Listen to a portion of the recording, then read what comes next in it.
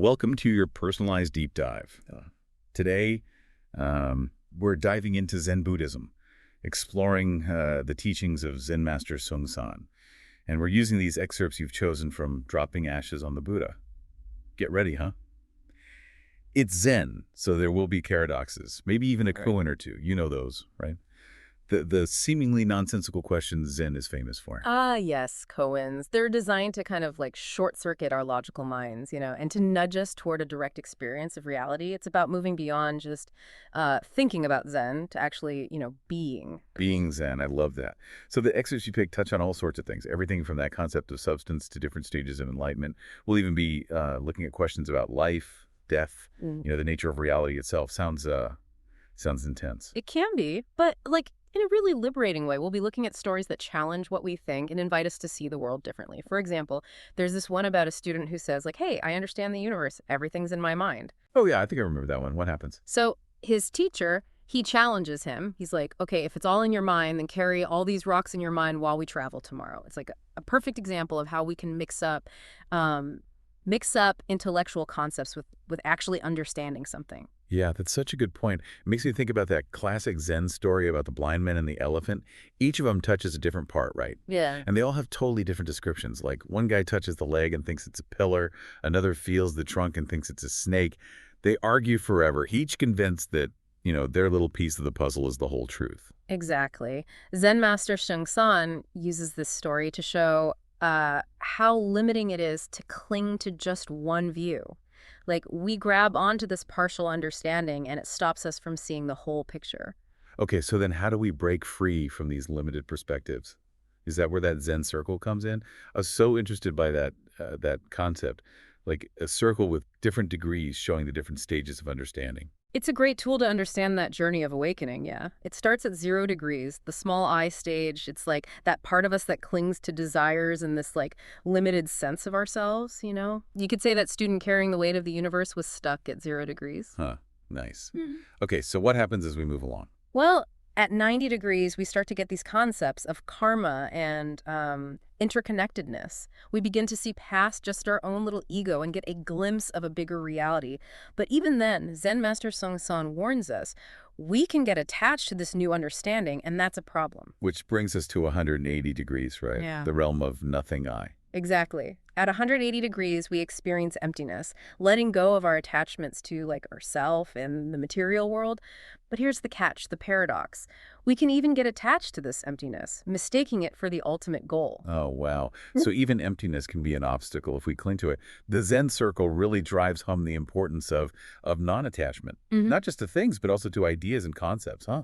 Exactly. It reminds us to keep moving, keep questioning, don't settle down anywhere on the path. So then, beyond 180 degrees, things start to get kind of mysterious, don't they? They do. 270 degrees is freedom I. That's where things get really interesting. Zen Master Sahn talks about stuff that seems impossible, like changing bodies, walking on water, defying time and space. Wait, so like we can develop superpowers with Zen? Not exactly. It's not about, magic powers. Freedom I is about the freedom you feel when you go beyond that black and white thinking.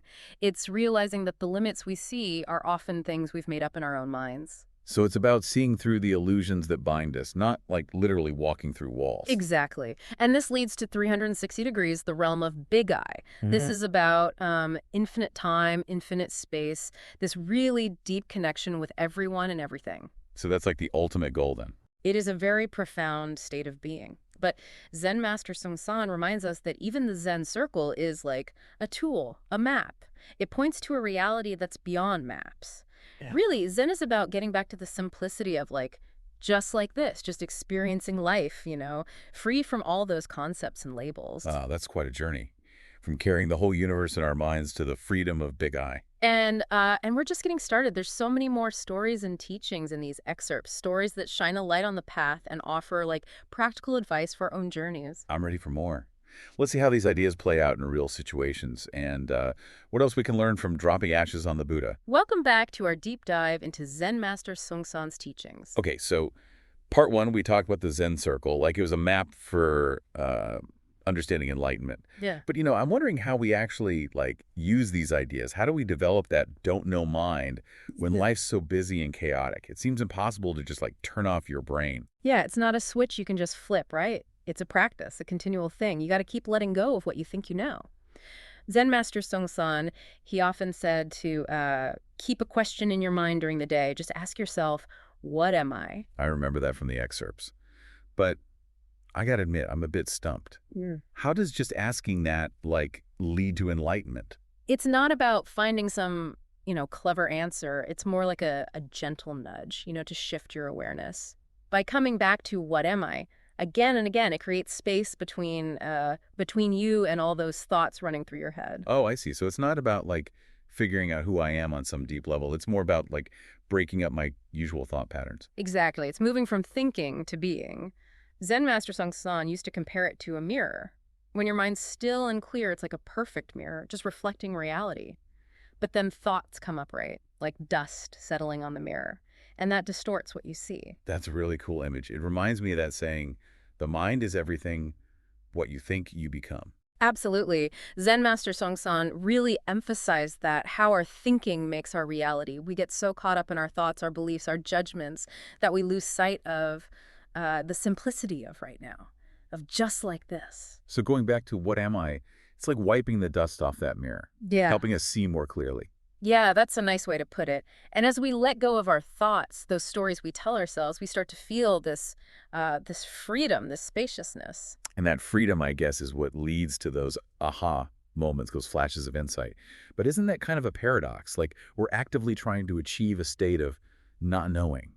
You've hit on one of the big paradoxes of Zen. We put effort into our practice, but to really get it, you got to surrender control. Mm. Think of Kobong's journey. Even after he had those big insights, he still faced challenges, Yeah. It forced him to keep going deeper. It's true. His story really shows how enlightenment isn't something you just arrive at.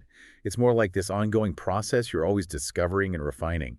Zen master Song often said it's like polishing a tile. You keep polishing, keep refining, even when it's already shiny.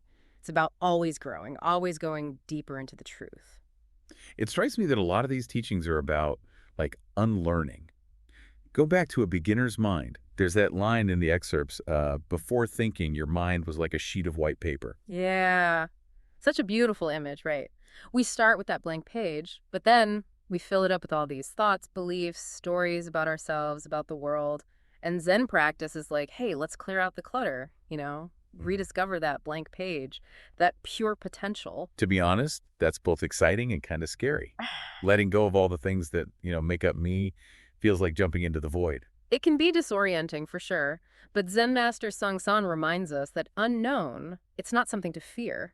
It's where real freedom is. It's where we discover who we really are, how we're all connected, and all the possibilities of this moment. So it's about trusting that don't know mind, even when it's uncomfortable. Exactly. Having faith in the process, even when you can't see where it's going, and remembering that we already have everything we need. We just got to clear out the stuff that's in the way.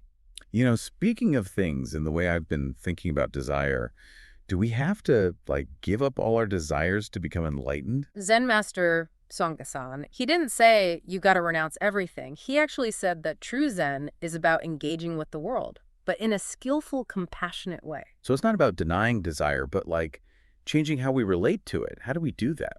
He often talked about the difference between small I and big I. Small I is all about ego, right? Wants pleasure, avoids pain. It's that part of us that's always wanting stuff for itself. And that kind of wanting leads to suffering, doesn't it? Because we're always chasing, never satisfied. Right. But big I, that's about acting from wisdom and compassion. It's about wanting to help everyone, not just yourself, using your energy to make a more just and compassionate world. So desire isn't bad. It's what's driving it that matters. Exactly. That's the key. Zen master Song said to really examine your motivations. Are you acting from selfishness or selflessness? He reminded us that real happiness comes from giving back, from doing something bigger than yourself. Makes me think of that quote, the best way to find yourself is to lose yourself in service to others. Yes. He talked about bodhisattva mind. It's that wish to awaken so you can help all beings. It's recognizing that we're all connected, that our own freedom is tied to everyone else's freedom. It's a beautiful idea, but Mhm. also sounds really challenging. Mm. How do we start living that way? Small steps, bringing mindfulness, compassion to everyday things, making choices that help others, speaking and acting with kindness. It's about consciously shifting from me to we. It's like remembering that we're all in this together. Exactly. And when we start seeing things like that, our actions change. We respond to the world with wisdom and compassion, not just our own selfish desires. That's powerful, that our inner work can have such a big impact. It really can. The more we develop awareness, compassion, wisdom inside ourselves, the more we help create a more peaceful world for everyone. So we've talked about don't know mind and desire and bodhisattva mind. So much to think about. Before we go on, what's standing out for you? I'm really struck by how paradoxical Zen is. We're aiming for enlightenment, but we also got to let go of that striving. We want to cultivate wisdom, but we also embrace don't know mind. It's this dance between effort and surrender. You're so right. It's Yeah. full of contradictions, but that's what makes it so interesting. It challenges how we usually think, makes us step outside of like logic and reason. Yeah, it's about realizing that the truth isn't just something you figure out with your brain. You got to experience it directly. So it's not about figuring it all out. It's more like letting go and letting the truth show itself. Exactly. And that takes trust, surrender, being open to the unknown, even though you don't know what it is. And that unknown, like we were saying, isn't something to be afraid of. It's Yeah. where the possibilities are. Yes. As we keep looking at these teachings, we'll keep running into these paradoxes. They're not meant to confuse us, but to free us from how we usually think and wake us up to a bigger reality. It's a real mind-bending journey, but it's getting more and more fascinating. And we're just getting started. There's so much more to discover. More stories, more wisdom from Zen Master Seung. Yeah, I'm excited to see where this deep dive takes us next. Yeah. Maybe we should pause for a moment to reflect before we jump into the last part. Yeah, a little space to think is always good. When we come back, we'll look at some even deeper, more challenging parts of Zen. Okay, so we're back for the last part of our deep dive into dropping ashes on the Buddha. Parts 1 and 2, we looked at some key Zen ideas, and we really grappled with that idea of enlightenment being a journey, not a destination. But I keep coming back to this question.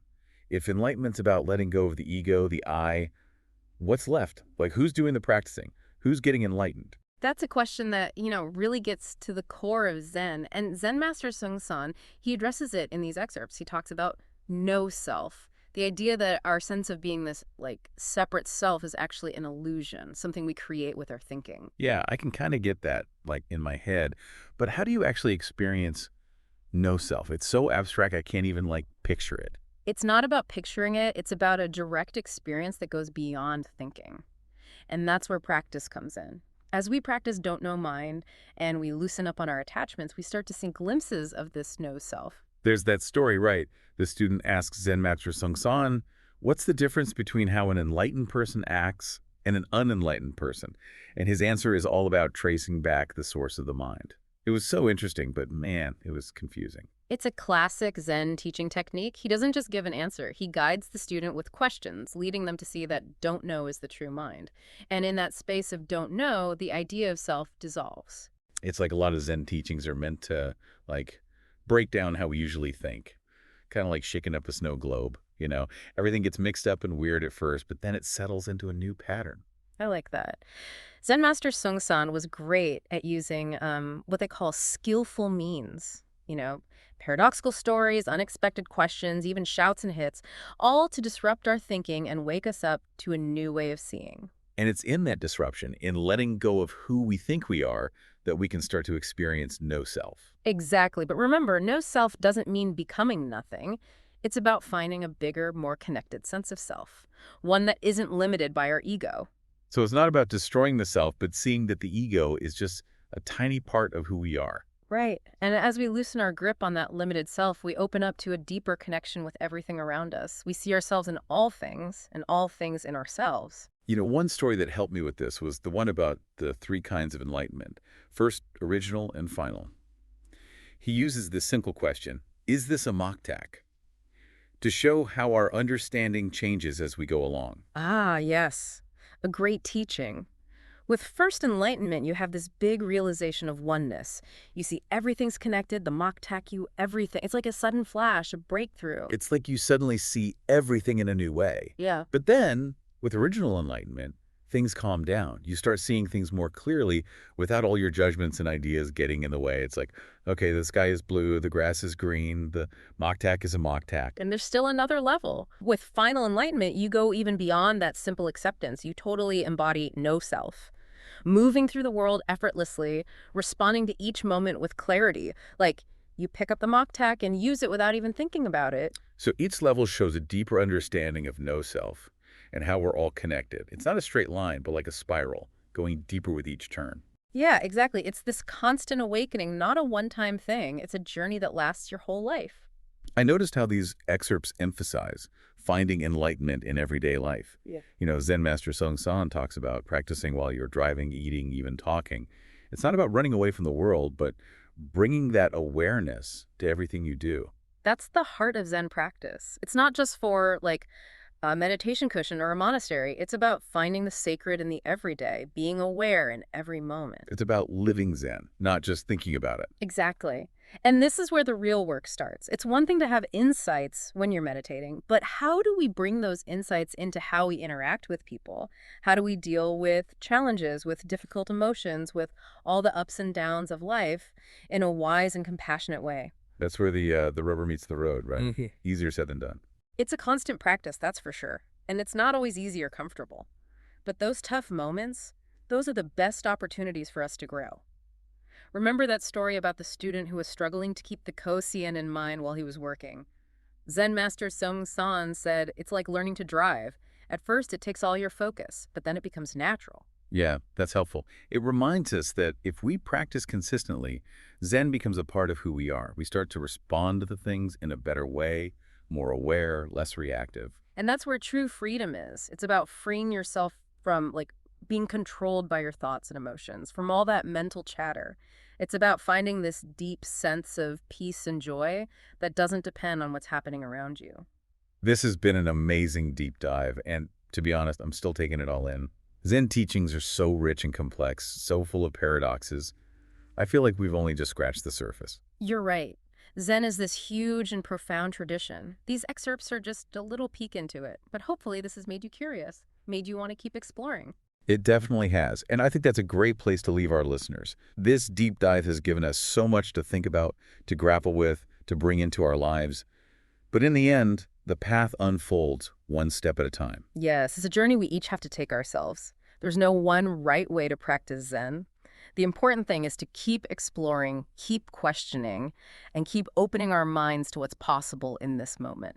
So to everyone listening, keep that don't know mind alive. See where it takes you, embrace the paradoxes, and who knows, maybe you'll find yourself dropping ashes on the Buddha. And in that moment of surprise, of letting go, of pure presence, you might discover the truth that's beyond all words and ideas. That's the real gift of Zen.